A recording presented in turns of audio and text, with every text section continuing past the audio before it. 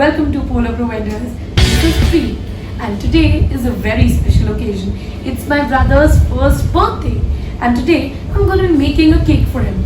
Except the cake's going to be without an oven. That is, we're going to be making a cake in a pressure cooker. So let us take a look at the ingredients first. You are going to need some salt, 4 to 5 eggs, blue food coloring, vanilla essence, all-purpose flour, baking powder, some butter, castor sugar, some milk. Let's go. In a bowl, we are going to be taking our all-purpose flour or maida, about 2 cups of it. Now we're going to be taking some baking powder, about 1 teaspoon, and then finally some salt.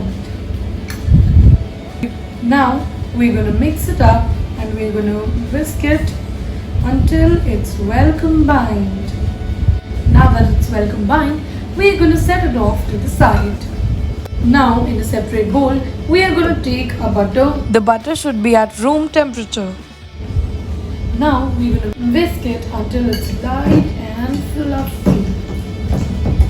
Now that we have whisked our butter to be light and fluffy, we are going to add 1.5 teaspoon of vanilla essence. You can also use vanilla bean, but I am using vanilla essence because it would be easier. And now we're going to scrape down the sides using a spatula. Now along with this, we are going to add approximately 1 cup of castor sugar. In here it goes. I'm not adding the whole of it, but just 1 cup out of it. And now again I'm going to whisk it up.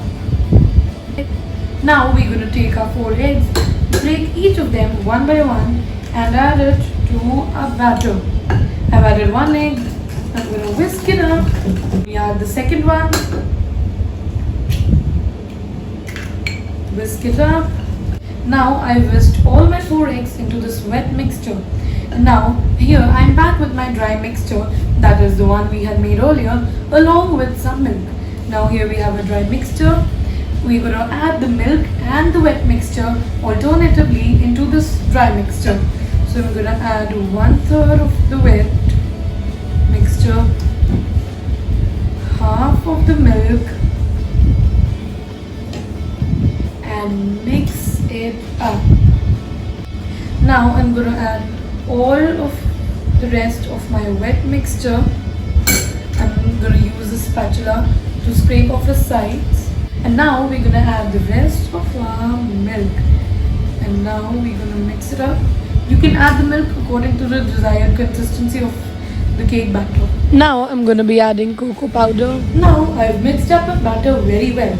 And I'm going to add the slightest bit of sugar so that my cake doesn't become very bitter from the cocoa powder.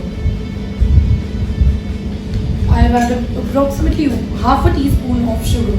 Now I'm just going to whisk it up and our cake batter is ready. So here we have our chocolate cake batter ready to go into the pressure cooker. This is somewhat the desired consistency. This is the consistency we are going for because you don't want your batter to be too thick or too runny, else it won't rise enough. Now remember, the batter I have made is approximately for 1.5 cakes. So if you want to make a smaller or a larger cake than this, you can adjust the measurements accordingly. Now here I have a cake pan which I have greased thoroughly and lined with a parchment paper. Now I'm just going to pour the batter in it. Here it goes. Fill 1/3 with the batter because it's going to rise a lot. Now here I'm taking a wonton pan. You can also take a pressure cooker big enough. Here I have the pan. I'm taking along with it a steel bowl or a katori. If you have a wire stand, you can use that as well. I'm going to place it inside and in goes my cake tin after damping it a little bit so that the batter flattens. Here I have inserted it into my wonton pan and it's fit perfectly. Now I'm just going to go place it on the stove for about 40 to 50 minutes and then I'm going to check it by inserting a toothpick in it.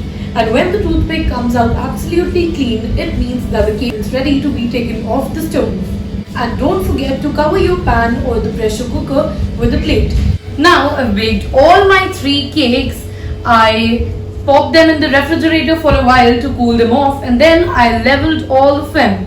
So now is the time to decide where you're gonna keep your cakes. I have taken a flat surface and then placed my first cake on it.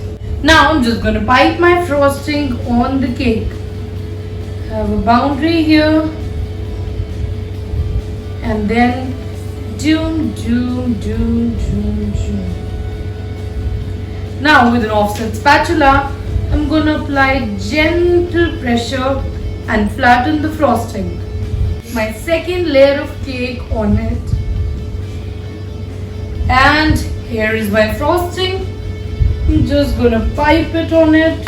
Now I'm just gonna place my final layer of cake upside down so that the flat surface comes up. There we go. Then I'm just gonna apply my frosting again and apply gentle pressure to flatten it. Now here I have some buttercream frosting which I have dyed a cool blue color, and then now I'm going to apply it on my cake.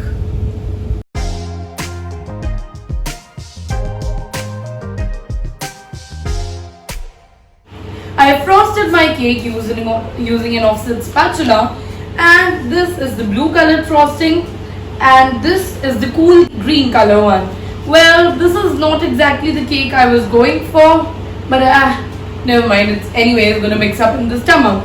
So, ta-da! Our cake is ready. Relish it!